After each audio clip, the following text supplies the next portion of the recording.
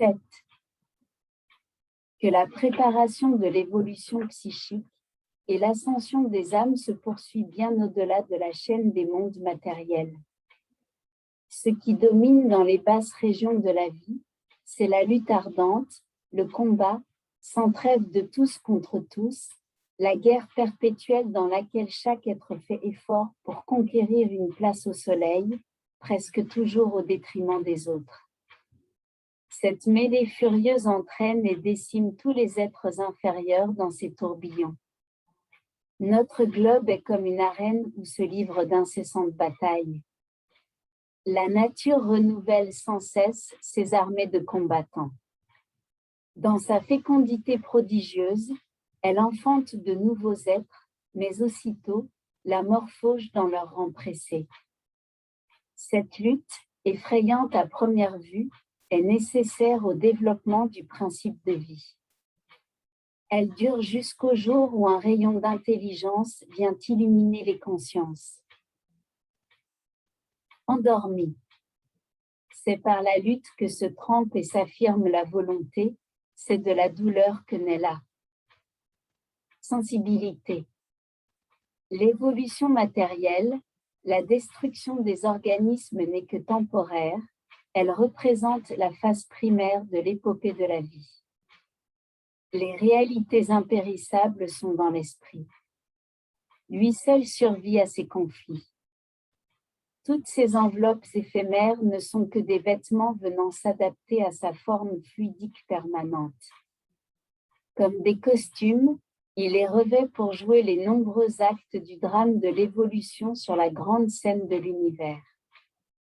Émerger, degré à degré, de l'abîme de vie pour devenir esprit, génie supérieur, et cela par ses propres mérites et ses efforts, conquérir son avenir, heure après heure, se dégager un peu plus tous les jours de la gangue des passions, s'affranchir des suggestions de l'égoïsme, de la paresse, du découragement, se racheter peu à peu de ses faiblesses, de son ignorance, en aidant ses semblables à se racheter à leur tour, en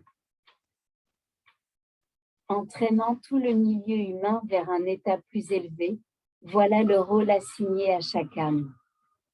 Et ce rôle, elle a, pour le remplir, toute la suite des existences innombrables qui lui sont dévolues sur l'échelle magnifique des mondes. Tout ce qui vient de la matière est instable, tout passe, tout fuit. Les montagnes s'affaissent peu à peu sous l'action des éléments, les plus grandes cités se changent en ruines, les astres s'allument, resplendissent, puis s'éteignent et meurent, seule, l'âme impérissable plane dans l'éternelle durée.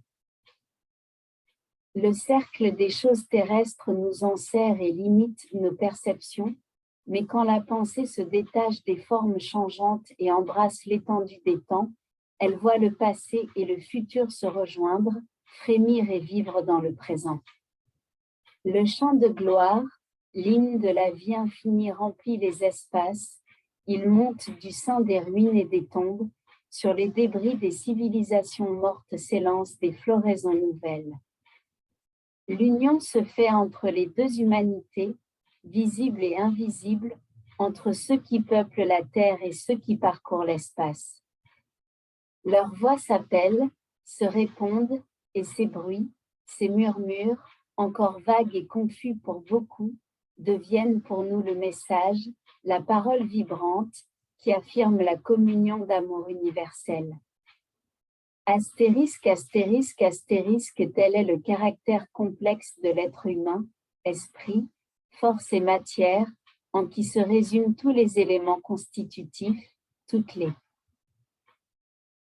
puissances de l'univers. Tout ce qui est en nous est dans l'univers, et tout ce qui est dans l'univers se retrouve en nous. Par son corps fluidique et son corps matériel, l'homme se trouve lié à l'immense réseau de la vie universelle, par son âme, à tous les mondes invisibles et divins. Nous sommes faits d'ombre et de lumière. Nous sommes la chair avec toutes ses faiblesses et l'esprit avec ses richesses latentes, ses espérances radieuses, c'est magnifique envolé. Et ce qui est en nous se retrouve dans tous les êtres. Chaque âme humaine est une projection du grand foyer éternel. C'est là ce qui consacre et assure la fraternité des hommes. Nous avons en nous les instincts de la bête, plus ou moins comprimés par le long travail et les épreuves des existences passées, et nous avons aussi la chrysalide de l'ange, de l'être radieux et pur que nous pouvons devenir par l'entraînement moral, les aspirations du cœur et le sacrifice constant du moi. Nous touchons par les pieds hauts. Profondeurs obscures de l'abîme et par le front aux altitudes éblouissantes du ciel, à l'empire. Glorieux des esprits, quand nous prêtons l'oreille à ce qui se passe au fond de notre être, nous. Entendons comme le bruissement d'eau cachée et tumultueuse, comme le flux et le reflux de cette mer houleuse de la personnalité que soulèvent les souffles de la colère, de l'égoïsme et de l'orgueil. Ce sont les voix de la matière, les appels des basses régions qui nous attirent et influencent encore nos actions. Mais ces influences, nous pouvons les dominer par la volonté, ces voix, nous pouvons leur imposer silence, et lorsque le calme s'est fait en nous, lorsque le murmure des passions s'est apaisé, alors s'élève la voix puissante de l'Esprit infini, le cantique de la vie éternelle, dont l'harmonie emplit l'immensité. Et plus l'Esprit s'élève, se purifie et s'éclaire, plus son organisme fluidique devient accessible aux vibrations, aux voix, au souffle d'en haut. L'Esprit divin, qui anime l'univers, agit sur toutes les âmes. Il cherche à les pénétrer, à les éclairer, à les féconder. Cependant, la plupart restent obscures et fermées, trop grossières encore, elles ne peuvent ressentir son influence ni entendre ses appels. Souvent, il les entoure, les enveloppe, cherche à atteindre les couches profondes de leur conscience, à les éveiller à la vie spirituelle. Beaucoup résistent à cette action, car l'âme est libre. D'autres ne la ressentent qu'au moment solennel de la vie, dans les grandes épreuves, aux heures désolées où elles éprouvent le besoin d'un secours d'en haut et l'appel. Pour vivre de la vie supérieure à laquelle ces influences nous conviennent, il faut avoir connu la souffrance, pratiqué l'abnégation, avoir renoncé aux joies matérielles, allumé et entretenu en soi cette flamme, cette illumination intérieure qui ne s'éteint jamais et dont les reflets éclairent, dès ce monde, les perspectives de l'au-delà. De multiples et pénibles existences planétaires nous préparent à cette vie. Astérisque, astérisque, astérisque, ainsi se dévoile le mystère de Psyché, l'âme humaine, fille du ciel, enfermée pour un temps dans la chair et qui remonte vers sa patrie d'origine à travers des milliers de morts et de renaissance. La tâche est rude, les pentes à gravir, escarpées, l'effrayante spirale à parcourir se déroule sans terme apparent, mais nos forces sont sans limite, car nous pouvons les renouveler sans cesse par la volonté et la communion universelle. Et puis, nous ne sommes pas seuls pour effectuer ce grand voyage.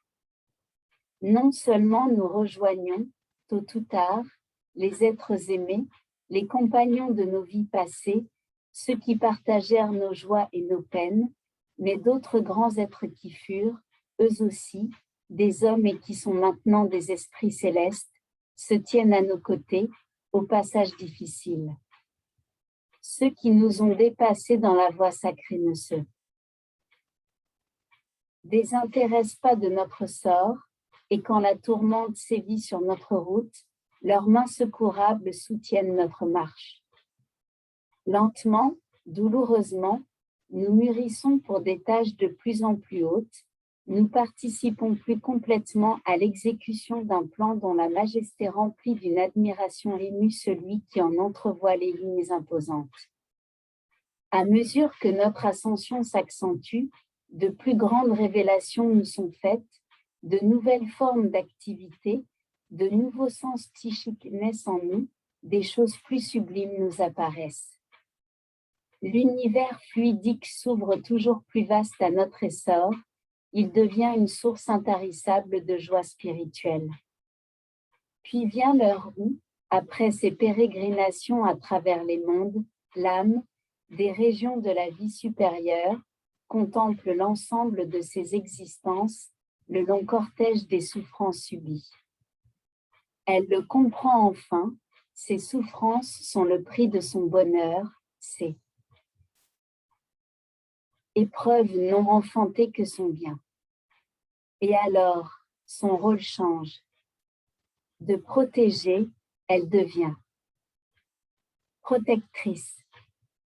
Elle enveloppe de son influence ceux qui luttent encore sur les terres de l'espace, elle leur souffle les conseils de sa propre expérience, elle les soutient dans la voie ardue, dans les rudes sentiers par elle-même parcourus. L'âme parviendra-t-elle jamais au terme de son voyage? En avançant dans la voie tracée, elle voit toujours s'ouvrir de nouveaux champs d'études et de découvertes. Semblable au courant d'un fleuve, les ondes de la science suprême descendent vers elle en un flot toujours plus puissant. Elle arrive à pénétrer la sainte harmonie des choses, à comprendre qu'aucune discordance, aucune contradiction n'existe dans l'univers, que partout règne l'ordre, la sagesse, la prévoyance. Et sa confiance, son enthousiasme augmente encore, avec un plus grand amour de la puissance suprême, elle goûte d'une manière plus intense lait. Félicité de la vie bienheureuse. Dès lors, elle est étroitement associée à l'œuvre divine, elle est mûre pour remplir les missions dévolues aux âmes supérieures, à cette hiérarchie d'esprit qui, à des titres divers, gouverne et anime le cosmos. Car ces âmes sont les agents de Dieu dans l'œuvre éternelle de la création. Elles sont les livres merveilleux sur lesquels il a écrit ses plus beaux mystères.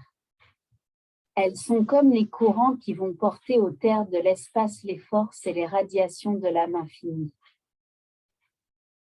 Dieu connaît toutes les âmes qu'il a formées de sa pensée et de son amour. Il sait quel grand parti il en tirera plus tard pour la réalisation de ses vues. D'abord, il les laisse parcourir lentement la voie sinueuse, gravir les sombres défilés des vies terrestres, accumuler peu à peu en elles ces trésors de patience, de vertu, de savoir qu'on acquiert à l'école de la souffrance. Puis, un jour, attendrie sous les pluies et les rafales de l'adversité, mûries par les rayons du soleil divin, elles sortent de l'ombre des temps, de l'obscurité des vies innombrables, et voilà que leurs facultés s'épanouissent en gerbes éblouissantes, leur intelligence se révèle en des œuvres qui sont comme un reflet du génie divin. X, la mort. La mort n'est qu'un changement d'état, la destruction d'une forme fragile qui ne fournit plus à la vie les conditions nécessaires à son fonctionnement et à son évolution. Au-delà de là, tombe, une autre phase de l'existence s'ouvre. L'esprit, sous sa forme fluidique, impondérable, si prépare à des réincarnations nouvelles, il trouve dans son état mental les fruits de l'existence qui vient de finir. Partout est la vie. La nature entière nous montre, dans son cadre merveilleux, le perpétuel renouvellement de toutes choses. Nulle part la mort, telle qu'on la considère généralement autour de nous, nulle part l'anéantissement. Aucun être ne peut périr dans son principe de vie, dans son unité consciente. L'univers est débordant de vie physique et psychique. Partout, l'immense fourmillement des êtres, l'élaboration d'âmes qui n'échappent aux lentes et obscures préparations de la matière qu'afin de poursuivre, dans les étapes de la lumière, leur magnifique ascension. La vie de l'homme est comme le soleil des régions polaires pendant l'été. Il descend lentement, il baisse, s'affaiblit, semble disparaître un instant sous l'horizon. En apparence, c'est la fin, mais aussitôt, il se relève pour décrire de nouveau son orbe immense dans le ciel. Là. Mort n'est donc qu'une éclipse d'un instant dans cette grande révolution de nos existences. Mais cet instant suffit pour nous révéler le sens grave et profond de la vie. La mort, elle aussi, peut avoir sa noblesse, sa grandeur. Il ne faut pas la craindre, mais plutôt s'efforcer de l'embellir en s'y préparant sans cesse par la recherche et la conquête de la beauté morale, la beauté de l'esprit qui moule le corps et l'orne d'un reflet auguste à l'heure des suprêmes séparations.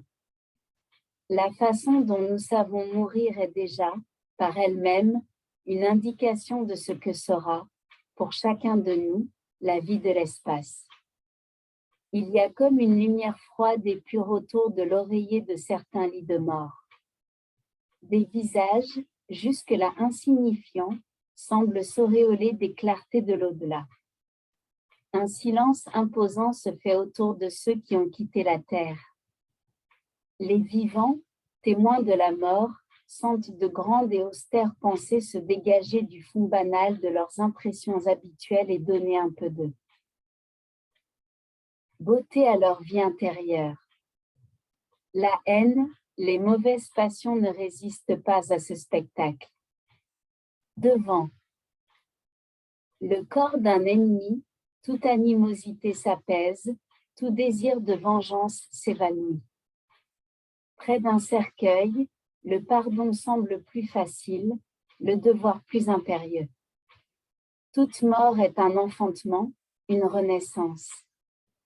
C'est la manifestation d'une vie jusque-là cachée en nous, vie invisible de la terre qui va se réunir à la vie invisible de l'espace.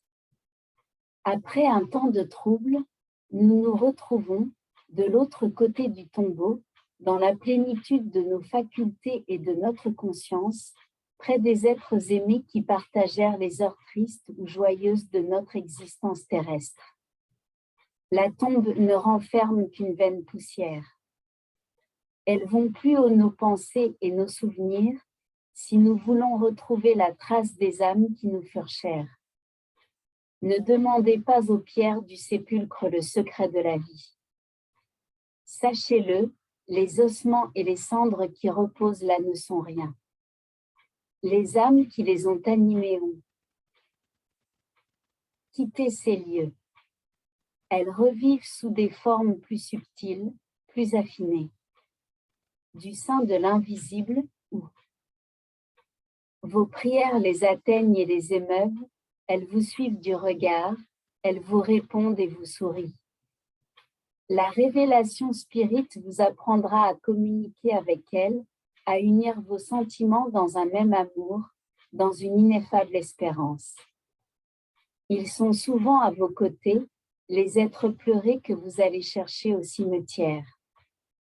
Ils reviennent et veillent sur vous, ceux qui ont été la force de votre jeunesse, qui vous ont bercé dans leurs bras, les amis, compagnons de vos joies et de vos douleurs, et toutes les formes, tous les doux fantômes des êtres rencontrés sur votre route, qui ont été mêlés à votre existence et ont emporté avec eux un peu de vous-même, de votre âme et de votre cœur. Autour de vous flotte la foule des hommes disparus dans la mort, foule confuse qui revit, vous appelle et vous montre le chemin à parcourir. Ô mort, ô majesté sereine, toi dont on fait un épouvantail, tu n'es pour le penseur qu'un instant de repos, la transition entre deux actes de l'art. Destinée dont l'un s'achève et l'autre se prépare. Quand ma pauvre âme, errante depuis tant de siècles de par les mondes, après bien des luttes, des vicissitudes et des déceptions, après bien des illusions éteintes et des espérances ajournées, ira se reposer de nouveau dans ton sein, c'est avec joie qu'elle saluera l'aube de la vie fluidique.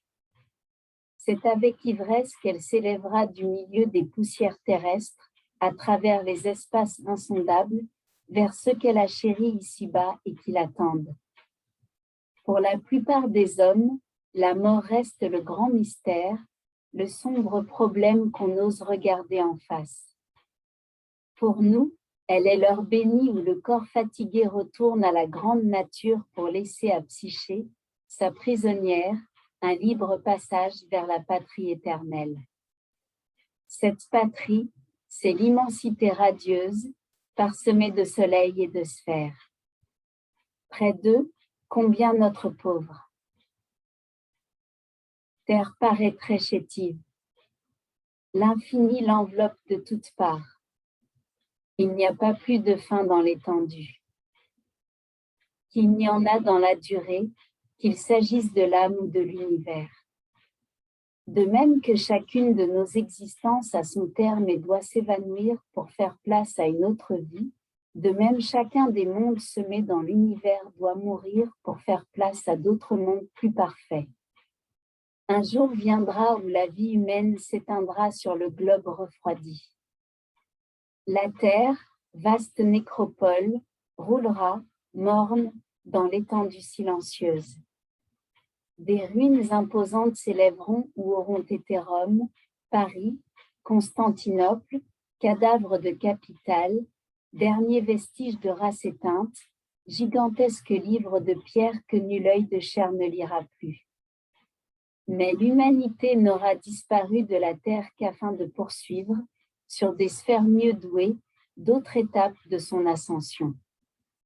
La vague du progrès aura poussé toutes les âmes terrestres vers des planètes mieux aménagées pour la vie. Il est probable que des civilisations prodigieuses fleuriront alors sur Saturne et sur Jupiter, des humanités. Renaissantes s'y épanouiront dans une gloire incomparable. Là est la place future des humains, leur. Nouveau champ d'action, les lieux bénis où il leur sera donné d'aimer encore et de travailler à leur perfectionnement.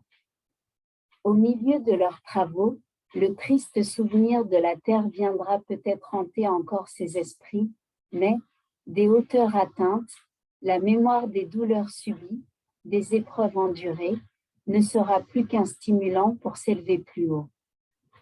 En vain l'évocation du passé fera-t-elle surgir à leurs yeux les spectres de chair, les tristes dépouilles couchées dans les sépultures terrestres, la voix de la sagesse leur dira, que importent les ombres évanouies. Rien ne périt.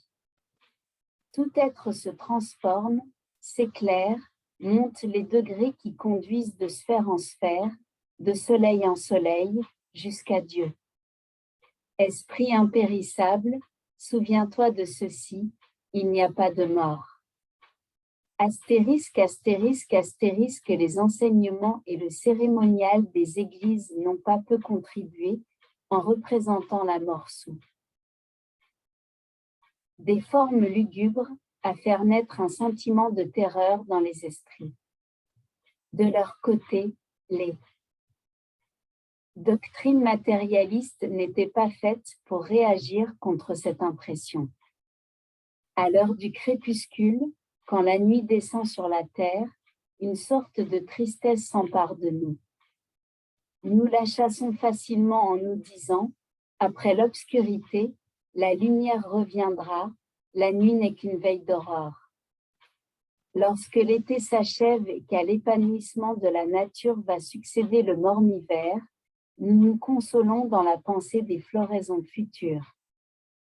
Pourquoi donc cet effroi de la mort, cette anxiété poignante au sujet d'un acte qui n'est le terme de rien? C'est presque toujours parce que la mort nous paraît être la perte, la privation soudaine de tout ce qui faisait notre joie. Le spiritualiste sait qu'il n'en est rien, la mort est, pour lui, l'entrée dans un mode de vie plus riche d'impressions et de sensations. Non seulement nous n'y sommes pas privés des choses vivantes de l'esprit, mais celles-ci s'augmenteront de ressources nouvelles, d'autant plus étendues et plus variées que l'âme se sera mieux préparée à en jouir. La mort ne nous prive même pas des choses de ce monde. Nous continuerons à voir ceux que nous aimons et laissons après nous. Du sein des espaces, nous suivrons les progrès de cette planète, nous verrons les changements qui s'accomplissent à sa surface, nous assisterons aux nouvelles découvertes, au développement social, politique et religieux des nations. Et jusqu'à l'heure de notre retour dans la chair, nous y participerons fluidiquement en aidant, en influençant, dans la mesure de notre pouvoir et de notre avancement, ceux qui travaillent au profit de tous. Bien loin de chasser l'idée de la mort comme nous le faisons généralement, sachons donc la considérer en face pour ce qu'elle est réellement. Efforçons-nous de la dégager des ombres et des chimères dont elle a été enveloppée et demandons-nous de quelle façon il convient de se préparer à cet incident naturel et nécessaire du cours de la vie. Nécessaire, disons-nous. En effet, qu'arriverait-il si la mort était supprimée? Le globe deviendrait trop étroit pour contenir la foule des humains. L'âge et la décrépitude aidant, la vie nous semblerait, à un moment donné, tellement insupportable que nous préférerions tout à sa prolongation indéfinie. Un jour viendrait où, ayant épuisé tous les moyens d'étude, de travail, de coopération utile à l'action commune, l'existence revêtirait pour nous un caractère accablant de monotonie. Notre progrès, notre élévation l'exige, nous devons être débarrassés, un jour ou l'autre, de cette enveloppe charnelle qui, après avoir rendu les services attendus, devient impropre à nous suivre sur les autres plans de notre destinée. Comment ceux qui croient à l'existence d'une sagesse prévoyante d'un pouvoir ordonnateur, quelle que soit d'ailleurs la forme prêtée par Oza. Ce pouvoir, comment cela peuvent-ils considérer la mort comme un mal? Si elle joue un rôle important dans l'évolution des êtres, n'est-ce pas parce qu'elle est une des phases voulues de cette évolution, le pendant naturel de la naissance, un des éléments essentiels du plan de la vie? L'univers ne peut faillir. Son but est la beauté, ses moyens, la justice et l'amour. Fortifions-nous dans la pensée des avenirs sans limite. La confiance en la survie stimulera nos efforts, les rendra plus féconds. Aucune œuvre patiente et haute ne peut réussir sans la certitude des lendemains. Chaque fois qu'elle frappe autour de nous, la mort, en sa splendeur austère, devient un enseignement, une invitation à mieux faire, à mieux agir, à accroître sans cesse notre valeur d'âme. Astérisque, astérisque, astérisque, l'appareil dont on entoure les inhumations laisse une autre impression non moins pénible dans le souvenir des assistants. La pensée que notre enveloppe sera, elle aussi, déposée dans la terre. Provoque commune. Devenez contributeur. Le Centre Spirit Casa da Redenção Francisco Xavier est une institution à but non lucratif qui travaille dans différents espaces sociaux situés au 1210 rue Aurelia de Carli Andreazza, dans le quartier Cidade Nova de Caxias do Sul-Aires. Contribution à la chaîne par le biais de dépôts bancaires au nom du Centro Espírita Casa da Redenção Francisco Xavier. CNPJ 0760739-000156. Astérisque Banque de l'État du Rio Grande do Sul. Agence 0606, compte 06.009575.0-9. Astérisque Caisse fédérale d'épargne. Agence 3061, compte 01300010362-7. Casa Redenção Francisco Xavier vous remercie pour votre don qui renforce notre idéal de solidarité et de respect de la dignité humaine.